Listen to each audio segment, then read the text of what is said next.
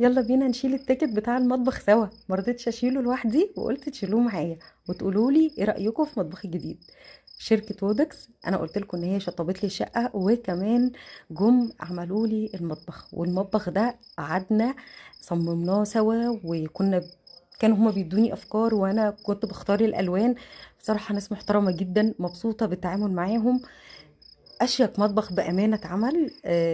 ما حبيتش ان انا اشيل التيكت بتاع المطبخ لوحدي، قلت لا لازم اشيله معاكم وتشوفوا شكل مطبخي وتقولوا لي رايكم. الاول اوريكم شكل المطبخ قبل ما شركه وودكس يا جماعه تعمله. شايفين شكله كان عامل ازاي؟ شايفين الكمر الرخم اللي في النص ده؟ ده كمر في نص الحيطه.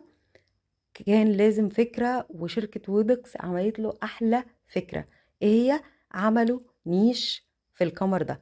هنا المطبخ وهو جاي، الشركة محترمة جدا، قمة التعامل.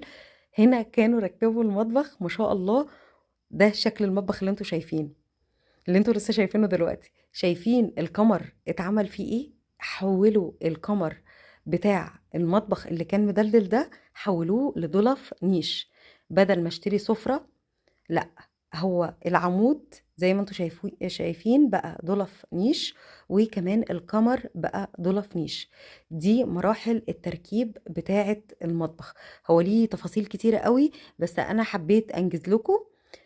بصراحة تعبوا فيه. الرخام، اختيار الرخام منهم كان تحفة.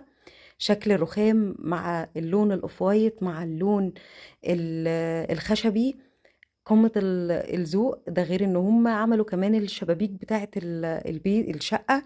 لا تعبوا بجد، شقتي تعبوا فيها، والشقة شبه ان انا استلمتها تشطيب اقل من العادي، اللي هو تشطيب الكومباوند اصلا.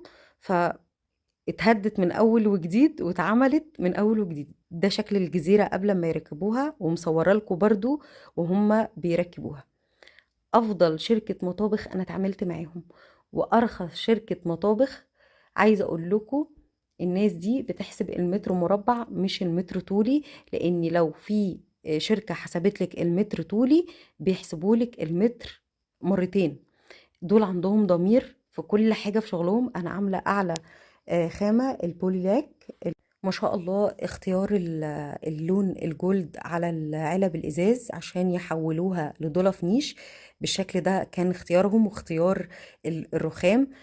لو تلاحظوا الرخام على المطبخ، وكمان بين المطبخ تحت وفوق. هنا بيتعمل الكافي كورنر، وهنا كانوا بيركبوا الديكور بتاع الجزيرة. انا كنت فرحانة بيه جدا. الشقة اتحولت مع شركة وودكس. انا قلت لكم ان شركة وودكس يا جماعة تشطيبات وكمان مطابخ. عايزة تعملي مطبخ ما حصلش، اتعاملي مع شركة وودكس. ارخص سعر في السوق وانضف خامات، ناس محترمة. افكار مش هتشوفيها عند حد تاني، تناسق الوان. ده غير ان المطبخ اتعمل له انوار ليد من اوله لاخره زي ما انتم شايفين. طبعا انا مش هلحق افرشه وانضفه. انتظروا بقى بكره، هفتح لكم الضلف من جوه واوريكم شكل المطبخ عامل ازاي، واوريكم انا رصيت حاجتي ازاي، واوريكم الحاجات الديكور اللي انا حطيتها على المطبخ. وهنضف بقى المطبخ وادلعه كده، واخد لكم جولة اخيرة. هنا كانوا بيركبوا الكافي كورنر، لان انا جنب الدولاب بتاع الفرن والميكروويف قررت ان انا اعمل هنا مساحة كافي كورنر. ده اساسي، اقعد كده على الكرسي بتاع البار، اعمل بقى القهوة بتاعتي، اعمل نسكافيه. ده شكل المطبخ بعد ما شلنا التيكت بتاعه. طبعا شفتني في اول الفيديو احنا بنشيل التيكت. هو لونه اوف وايت في خشبي. شايفين؟ تحفة. شايفين شكل الرخام؟ شايفين تناسق الالوان؟ انتظروا بقى انضفه وافرشه واوريكم بقى احلى مطبخ على السوشيال ميديا. بجد افضل شركة هتتعاملوا معايا يا بنات، من الشركات اللي انا فرحانة ان انا عملت مطبخي. واسعارهم بعد ما لفيت على الاسعار وشفت الشركات، شفت اسعار يعلم بيها الا ربنا. هنا انا بغسل بقى الحاجة بتاعتي عشان اروق المطبخ وافرشه.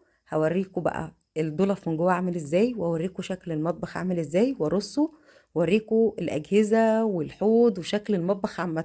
بكره باذن الله يا حلوين هكون بقى روقت المطبخ ورصيت الضلف ورصيت النيش بتاعي وروقته ترويقه حلوه وفرشت السجاد وحطيت الديكورات الحلوه بتاعتي، واوريكم المطبخ فوق وتحت بقى شكله عامل ازاي.